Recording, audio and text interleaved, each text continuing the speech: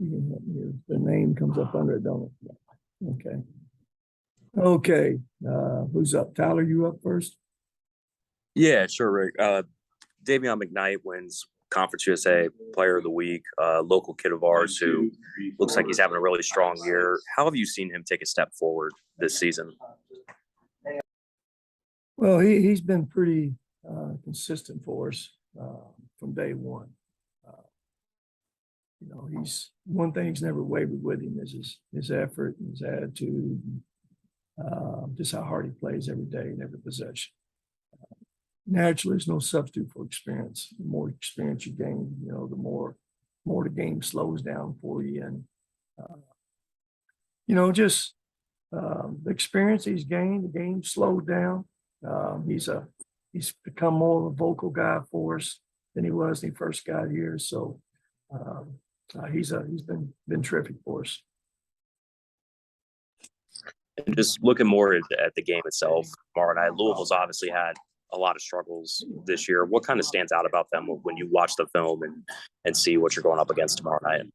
Well, I think here's the first thing that stands out against them when you look at their body of work. Number one, everybody wouldn't be having these conversations if that ball bounces one other way for 3 games there at home. They lose 3 games at home, but 1 point. All those games they could have won, and probably we wouldn't be having these discussions right now. And then outside that, the 3 they lost at home, they played some really good competition. Texas Tech, Arkansas, Miami, Maryland. Those are all, 3 top 25, 4 top 25 types of teams. Then a good Cincinnati team, and then a Florida State team that's struggling. But they played a tough schedule. The ball hadn't bounced their way. And what stands out, they're a big opposing team.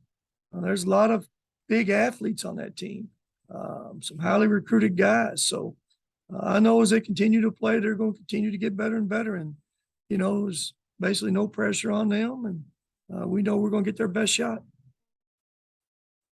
Coach, I know last time we talked about, the 10-day break, and you were dealing with some sickness on the team. Is everybody doing all right now? Is everybody fine and ready to go for Wednesday? Yeah, we're okay from a sickness standpoint. We got that behind us, and we're able to practice yesterday, and we'll practice again today. So all that's fine. Naturally, still trying to get Jamar back where he was at, but there won't be no sickness this time. And then, last year, Louisville was the first game after the tornado, first home game after the tornado. How have you reflected on that with the team, or have you talked to the guys who weren't here last year about, that event that happened? Well, we really hadn't talked about, that particular, event, tornado and all that, because it's just so different now. It's a whole new team, a lot of new guys, and we're on the road this time. And it's just a different setting, a different stage for both people. And then, like you said, Louisville has had some bad bounces at home, but they played particularly well, whether they lose by 1 point or 2 points. How important is it for the team, for Western, to get off to a hot start and not let the Cardinals take over the home floor and run off with it?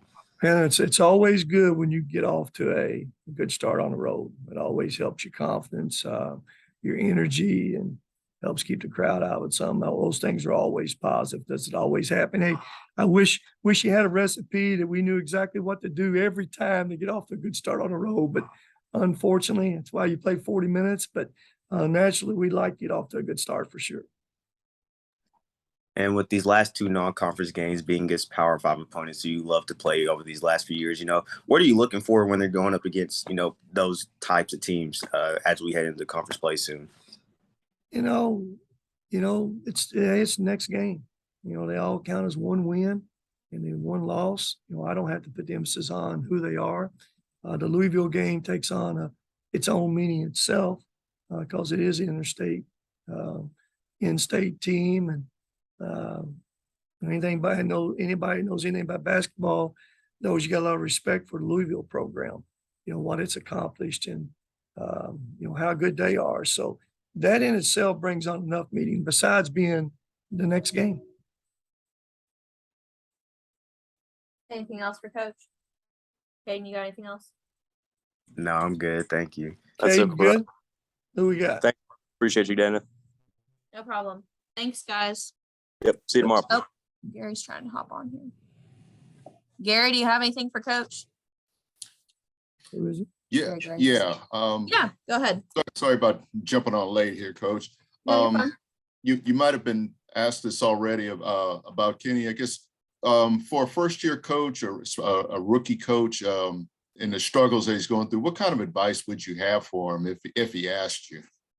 Well, first off, hey, Kenny probably doesn't need advice. He's an experienced guy. He understands the big picture. Lots of times fans forget the situation. And again, like I said earlier, we lost 3 games at home at 1 point, games that, could have went his way. And the ball just didn't bounce the right way. And then he's played a very difficult schedule. He's got a new team.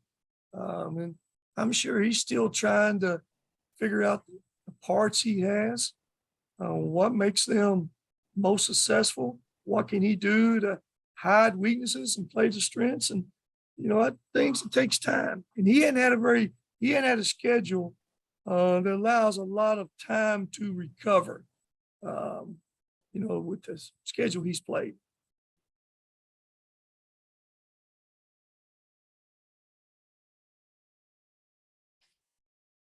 Gary, you got anything else for Coach? I think that's it for me. Okay, Gary, thank you, man. All right. Thank you all for joining us, and I'll send the link to anybody who couldn't record.